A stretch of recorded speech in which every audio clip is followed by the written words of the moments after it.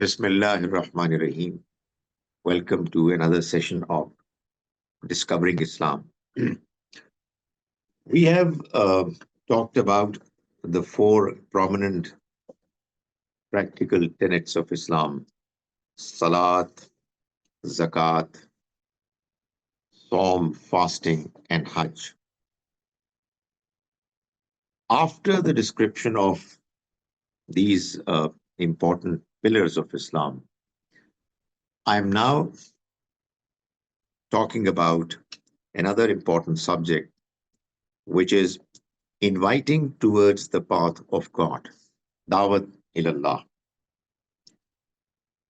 After beliefs and good deeds, which are the two important requirements of the Almighty, expectations of Him from all humans, it is a natural consequence of both these important expectations that one would want others to be invited, to be introduced to the message of the Almighty. Uh, However, like all other important expectations, moral, religious expectations in life, this particular expectation also needs to be properly guided. And therefore, we have a Sharia regarding dawah, regarding inviting others towards the path of Allah. Uh, we have the Sharia of worship, we have Sharia regarding social, economic, political aspects of Islam. Uh, the guidance that the Almighty provides in these areas of human life, as well as in punishments. Uh, so there is a law of dawah as well. Yani, who is going to give it, and what are going to be the different expectations? It seems from reading the Quran that the Almighty has imposed the obligation of inviting towards the path of Allah on the basis of one's status. It all depends on who you are, what your status is. Uh, when it comes to the question as to whether you should invite or not, or who should you invite and how should you do it. So when we look at the Quran from that perspective, what we find is that there are different levels of inviting towards the path of Allah.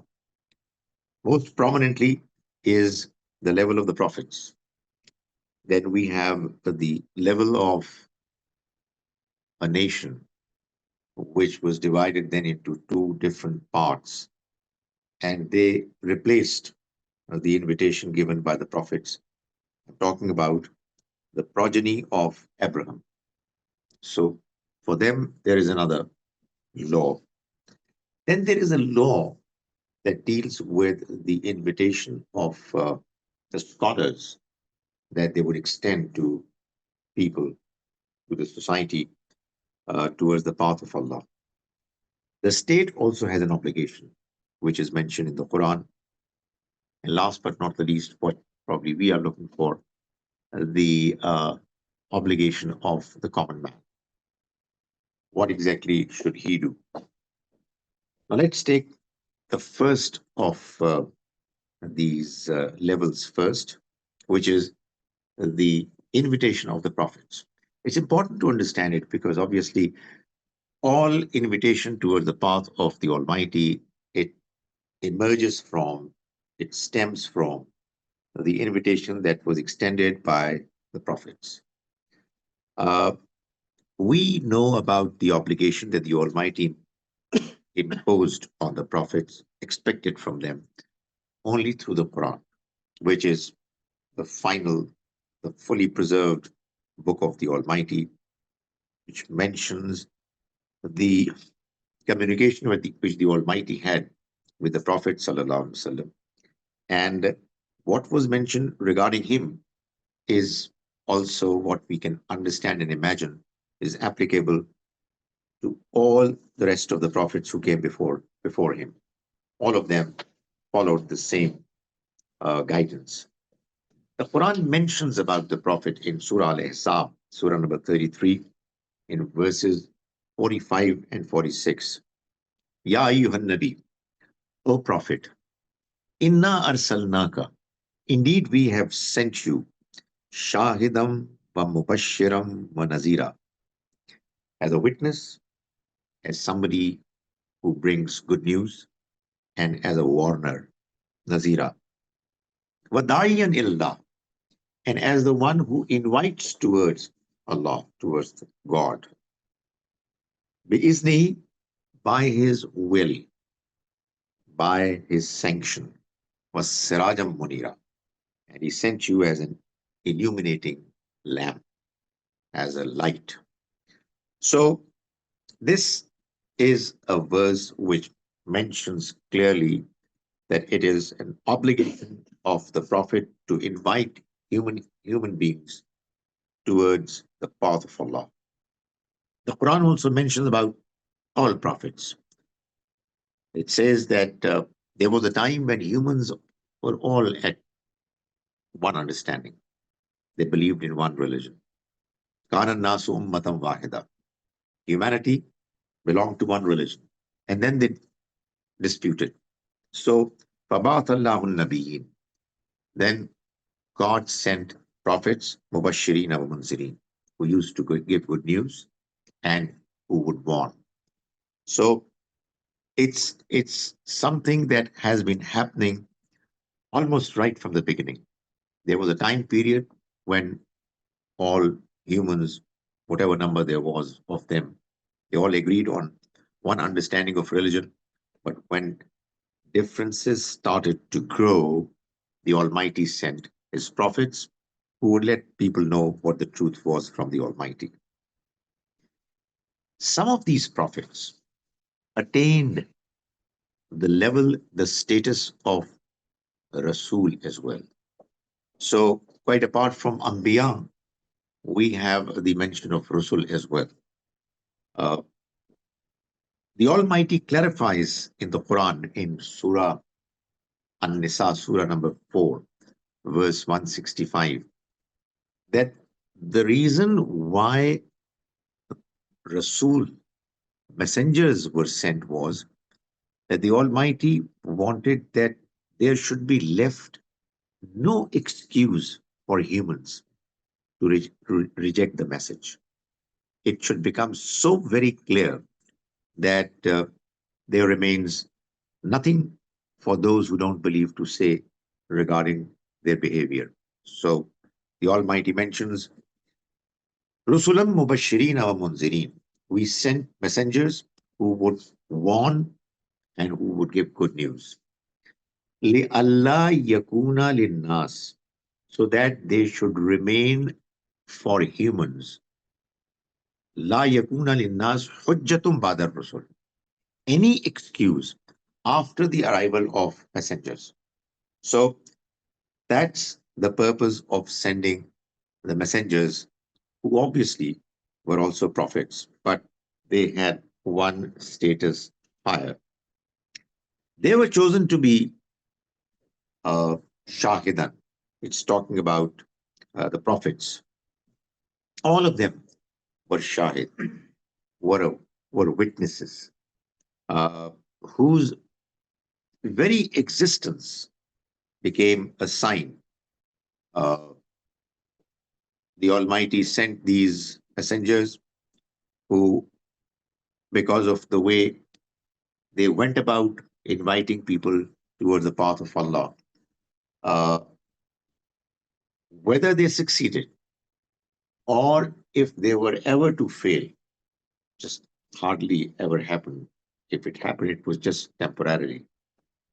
But they were to be a witness for all people to see that these messengers were the people who were chosen by the Almighty, and the way the Almighty arranged for them to go through the process of their invitation to the rest of the mankind to come to the path of Allah, whatever would happen to them would actually become a reason for all other humans to see for themselves that this is what you can describe as the ultimate evidence of the truth of the Almighty's message. The fact that it's coming from Him, and the fact that whatever it's saying is true, is actually evidently uh, mentioned in a way that there can be no doubt about it. Uh, this actually happened in a way that the Almighty arranged in the case of the messengers, that when they would deliver the message, they would not just invite people to have faith and to mend their ways. They would tell their nations most clearly, right from day one, that if they are going to accept the message, they will succeed in the next world as well as in this world. And if they are going to reject it and would adamantly continue to reject, then they're going to be punished, not just in the next life, but it's going to begin from this life. This punishment is going to start from here. Uh, this was described by all messengers. This reality, this Almighty's decision was put across by all of them. And what we learn from this whole uh, stories that were presented in the Quran regarding all these messengers, the fact that their stories became a miniature form of the Day of Judgment. You see, the Day of Judgment, which is presented by all prophets as the Almighty's plan for making humans accountable, is going to take place later, after this life is over. Nobody has seen it. So the Almighty arranged for that reality to be seen in its lesser form in this worldly life, in a way that the messengers would come, declare that they are from the Almighty, and would tell people that if they are going to not accept it, they're going to be punished in this life, like every evil human being is going to be punished in the next life. You are going to be made a lesson for all people to learn from. You will be the one who will be punished, and all others would see you as the reason to believe that this claim is true. This invitation makes makes sense. So that is what messengers do. They present the Almighty's message, they become a witness of His message, and when they deliver the message, the way events happen, it ultimately uh, goes to a certain level, to a climax where the promises are fulfilled in this very life. The way this spectacle unfolds itself is that it reaches its climax after going through several stages. So those stages are six in all. The the messenger first warns the people who are close to him and the people who are really strong and influential in the society. After that stage, the messengers deliver the message to everyone. So it's inzar followed by inzar-e-am. And then comes the third stage, which is the stage of what is called itmam al-hujjah, that is establishing irrefutable evidence. That is, the way the message is presented, those who are the addressees, they are left with no excuse, nothing to say against it. And if they are not accepting it, it's because they are being stubborn and unnecessarily rigid about their point of view. After this comes a stage which is disassociation and migration. It is uh, hijrah and barat, uh, which also comes in a sequence, followed by either punishment if the companions of the messenger are very few, or in case if the companions are big in number, as was the case with the last messenger, then those companions are first purified and cleansed. And then finally, the punishment arrives. So the dawa, the invitation of the messengers, it goes through different phases and ultimately reaches its climax as is promised. That is, if there are people who are going to reject the message, they're going to be taken to task through punishments, one way or the other. The punishment can take the form of natural calamities. The punishments could take the form of the military might of the companions being unleashed on the enemies to cause them to be punished and destroyed. So let's talk about some of these stages.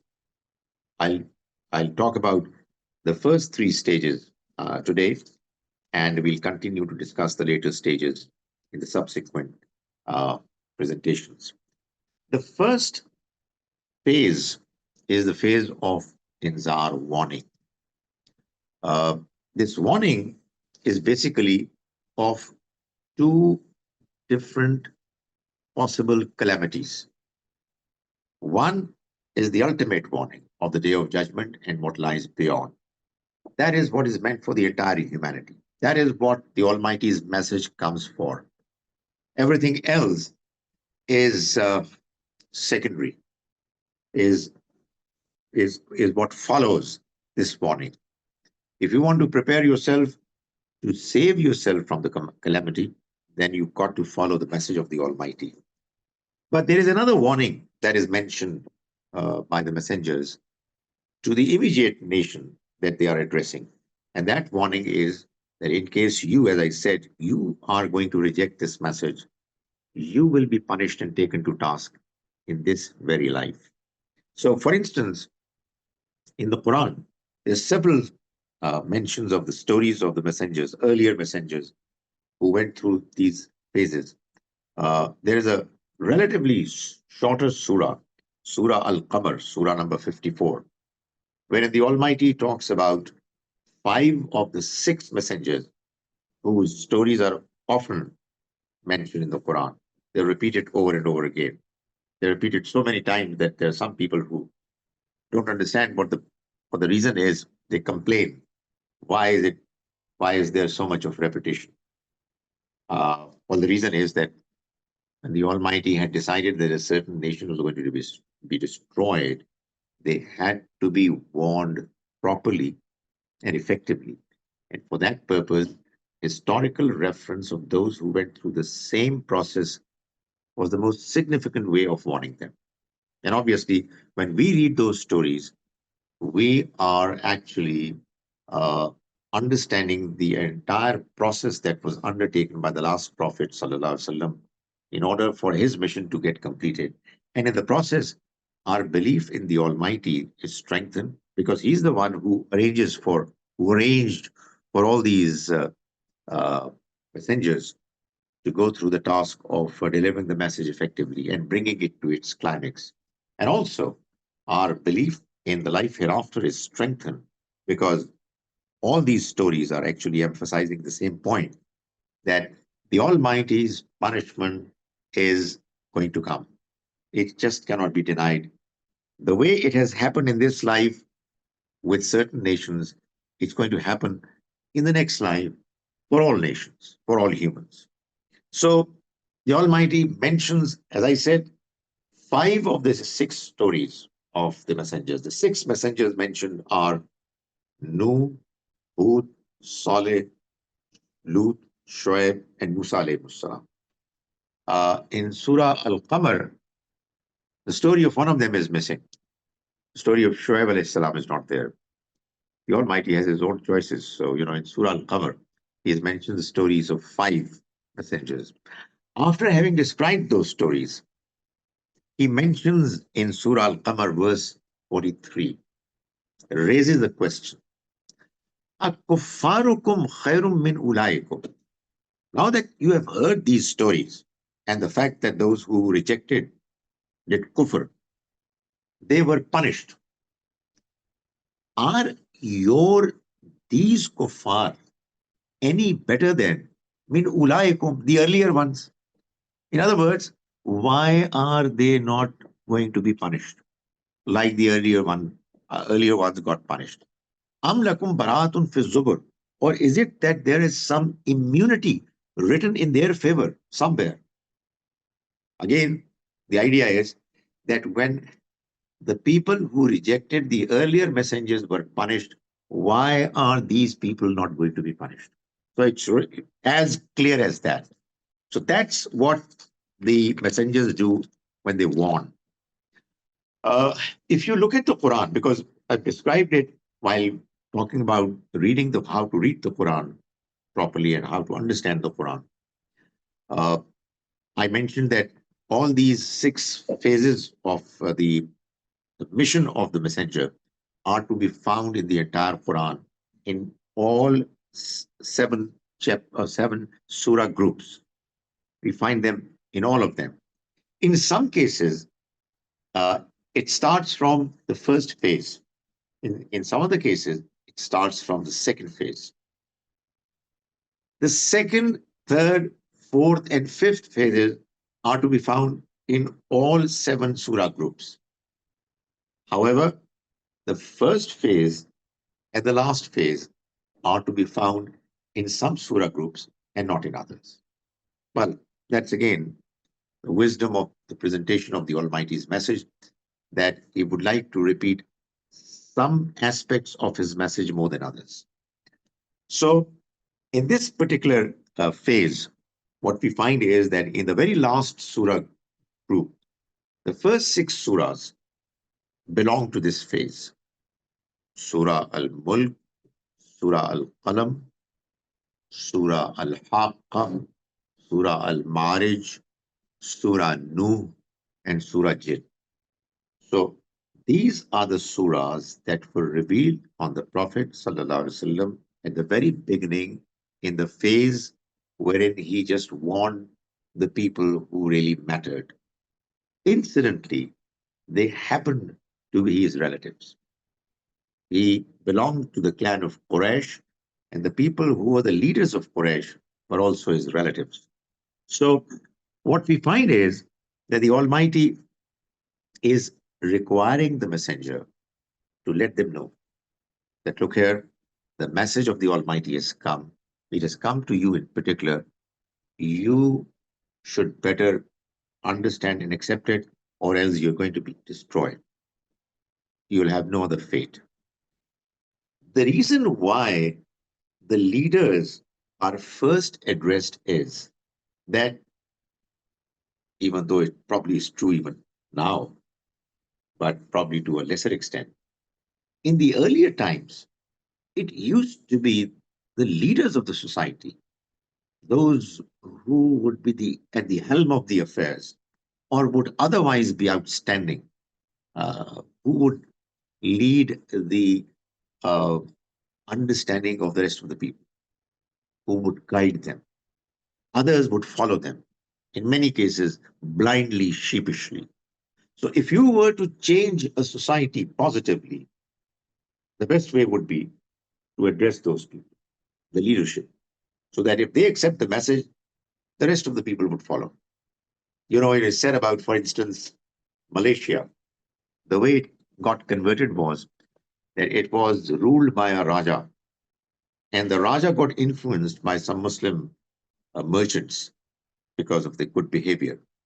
And when he converted to Islam, the next day, the entire population converted because they were following their king, their Raja.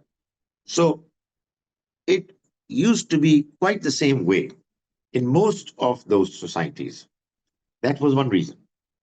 The other reason was that, the true message of the Almighty would not start preaching to those who are weak and those who are poor, uh, because they are the ones who are vulnerable and they'll accept it.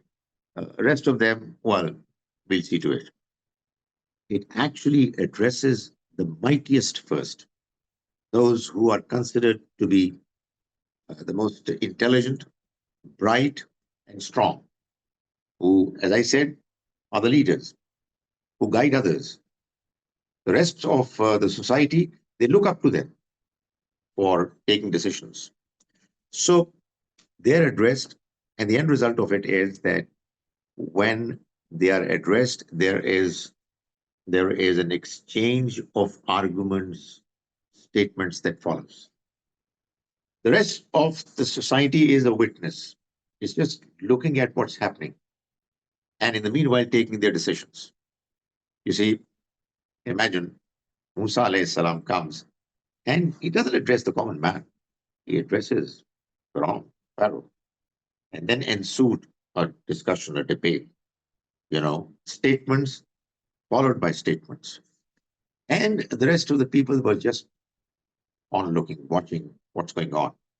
And very soon they were able to make up their minds that, our leader, he's stupid, he's an idiot, he is arrogant, he has no arguments. And this man is presenting this message, claiming it to be from the Almighty. He's making huge sense. So that's the wisdom behind, first and foremost, addressing the, call them intelligentsia of the society, the leadership of the society. That's the first phase. Followed by Inzari Am, warning to all, uh, that is, the rest of the society. Uh,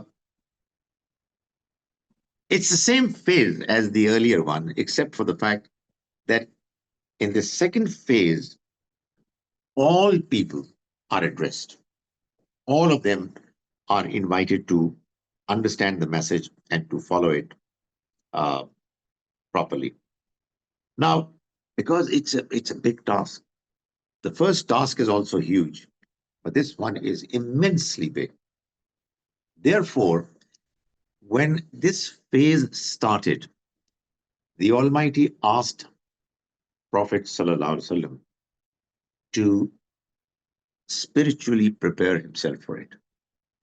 And it is at the beginning of this phase that the very first surah that we have in the last surah group is Surah Al-Muzammil, wherein the Almighty has asked the Prophet ﷺ to get up early in the morning and to pray to him and to be cut off from the rest of the world and focus his attention on establishing real, genuine contact with the Almighty. I mentioned it before, probably while talking about Hajj, that the Almighty tells us, and we see it in the Quran in a few passages, that when you are to take up an important task, project for God, for the Creator, you should prepare yourself spiritually, which really means intellectually and morally as well. Otherwise, you will not be able to do it. You see, delivering speeches is no problem. You know, writing something is obviously is a task, but you can do it. Uh, but to face the society as the Almighty's representative uh, was not an easy task. Uh, the most important thing that was needed for this particular purpose in this phase was the Almighty's support, His blessings, as a consequence of which the Prophet would get confidence, clarity, patience, perseverance. So it's not surprising that before the beginning of this phase, he was asked to be regular in the early morning prayer. And it was mentioned in the same surah. But the reason for it is, Inna sanulqi alayka qawlan thaqila. We are about to reveal upon you a message which is going to be heavy, burdensome. You know, what you are about to be asked to do is going to be really tough. And therefore, you need to be prepared for it. And there's no doubt about the fact that the only way the task assigned by the Almighty can be undertaken properly is to be in regular contact with Him. Because He supports. He is the one who provides all the moral courage that a person ought to have in order for him to face the society while letting them know that this is the message that I have for you from my Creator. Accept it and be successful in this life and the next life. Reject it and you're doomed here as well as there. So that's when the Almighty uh, asks for the preparation. And immediately in the next surah, Surah Al Muzammil, Surah number 73, and Al Mudassir, Surah number 74, they form a pair. And in the first surah, the Almighty is asking the Prophet to stand up for prayer in the early part of the later part of the night, the very early part of the morning. And Surah Al Mudassir, after addressing him in much the same way, Ya ayyuhal muzammil, Ya ayyuhal mudaththir, or the one who is wrapped in a sheet of cloth, cloak. The next Surah Mudaththir says, Qum fa'anzir. Get up and start warning people. That is, now this warning is going to assume a new dimension. It's going to be not just addressed to a few people in private conversations. Instead, it's going to go to the marketplace, to the public forums, everywhere. People are going to be asked to accept this message, which was very different from their traditions. And obviously, that meant that their their anger, their reaction, uh, all is going to be taken up, to be taken, and the process would go on. Uh, There are many verses of the Quran which actually talk about this particular phase, but let me just mention one of them. It's in Surah Yunus, which is the 10th Surah of the Quran, and it's verse 15. It says, وَإِذَا تُتْلَى عَلَيْهِمْ آيَاتُنَا. When our verses are recited before them, بَيِّنَات, which are clear verses, قَالَ الَّذِينَ لَا يَرْجُونَ لِقَاءَنَا. Those who have no hope to meet us, who have no inclination in meeting us. They say, and this expression of the Quran itself is actually mentioning why people reject the Almighty's message. They don't want to meet Him. They're not looking forward to meet Him because what they have performed as yet is not going to make them feel comfortable with the idea that they're going to meet their Creator one day. So they said to the Prophet when he presented to them clear verses, they said, Eti bi Quranin ghairi haza aw baddilhu. You either bring a Quran different from this Quran, aw baddilhu, or change this Quran. Because this Quran is not acceptable to us. It's too inflexible. It's so straight. It doesn't accommodate our views.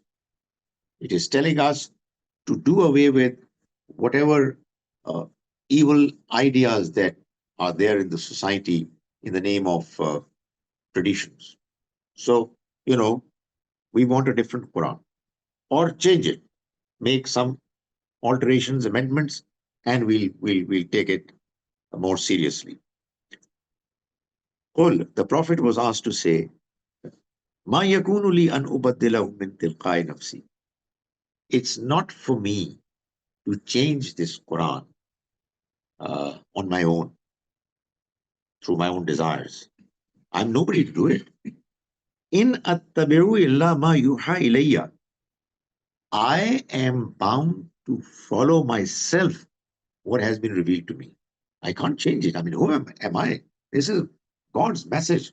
And that's what really creates within us this confidence that indeed it is the creator's word.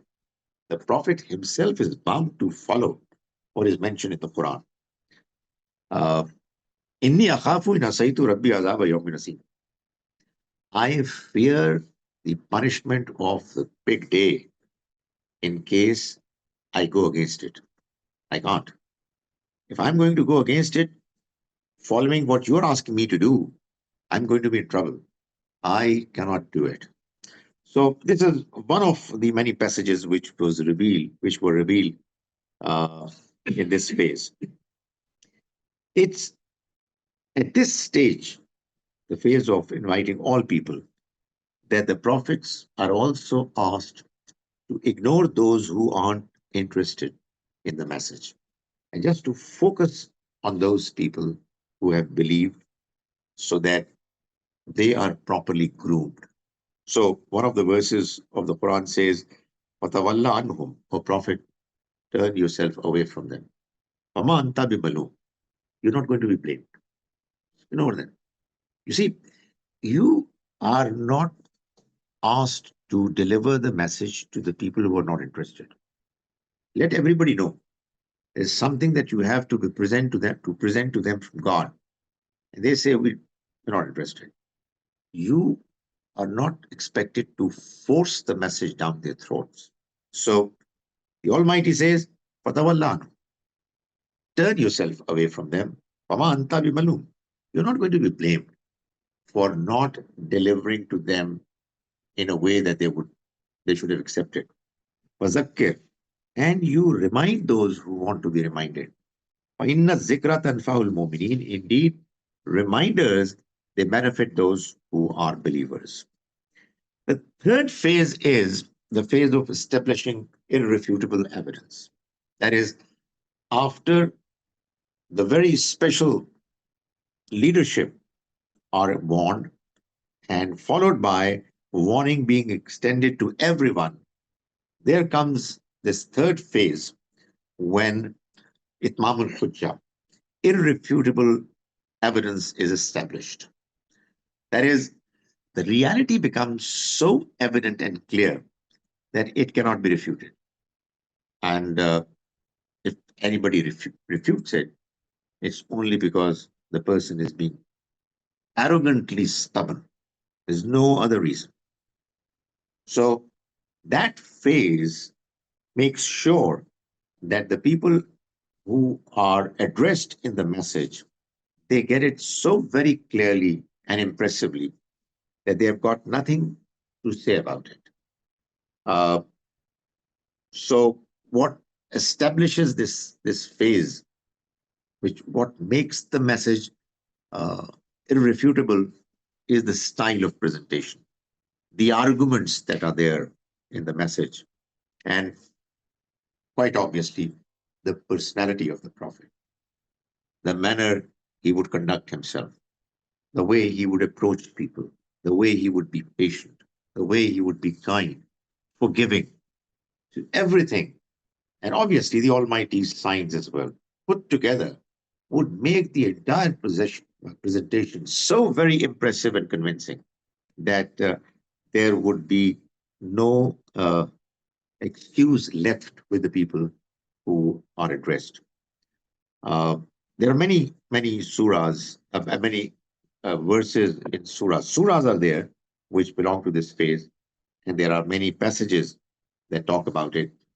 Just one example is that when the people of Quraysh were being addressed in this particular phase, they were told that, look here, this house was erected for the purpose of Allah, the God to be worshipped, He alone, and no one else.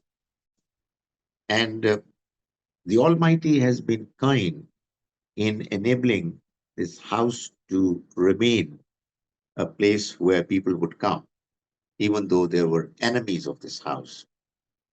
And you are a witness to the fact. There were many people who were actually a witness to the events that took place when the army of Abraha came along with elephants. So this this whole uh, historical mention of that particular incident uh, made it abundantly clear to those who were present that this message is actually has come to ensure that this house should come back to the original uh, reason, policy of the Almighty for which it was created. And that is one God to be worshipped. And for that reason, he enabled the people who were living in that city to come together and be able to effectively uh, defend the house. So the Quran says, "Alam tara kayfa fa'ala rabbuka bi ashabil fil." Uh, did he?